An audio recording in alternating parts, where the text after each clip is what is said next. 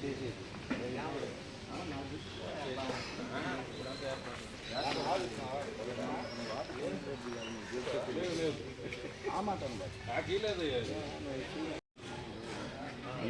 ఉదయం సుమారు 5 దగ్గర నుంచి 6:30 వరకు కావలి పట్టణంలో ఉన్న అంబేద్కర్ నగర్ కాలనీలో కార్డినెంట్ సెర్చ్ ఆపరేషన్ నిర్వహించడం జరిగింది.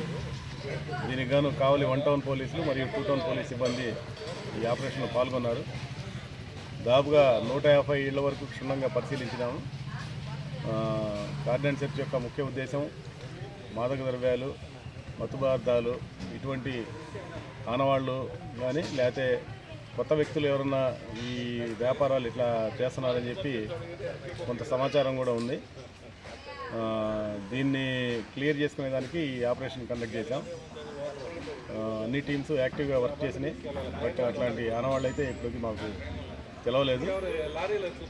చివరిలో మేము మీటింగ్ పెట్టి చెప్పిన దాన్ని బట్టి స్థానికంగా కొత్త వ్యక్తులు కొంతమంది తిరుగుతూ ఉన్నారు. సో వాళ్ళ నుంచి మాకు కొంత అనుమానం ఉందని చెప్పారు.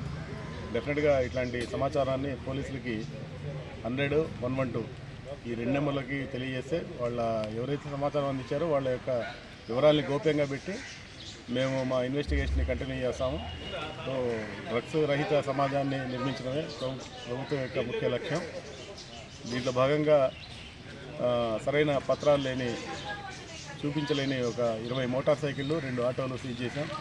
సో వాటిని ఒకసారి క్షుణ్ణంగా పరిశీలించి అన్నీ కూడా సక్రమంగా ఉంటే వాటిని మళ్ళీ తిరిగి వాళ్ళకి హ్యాండ్ ఓవర్ చేస్తాం.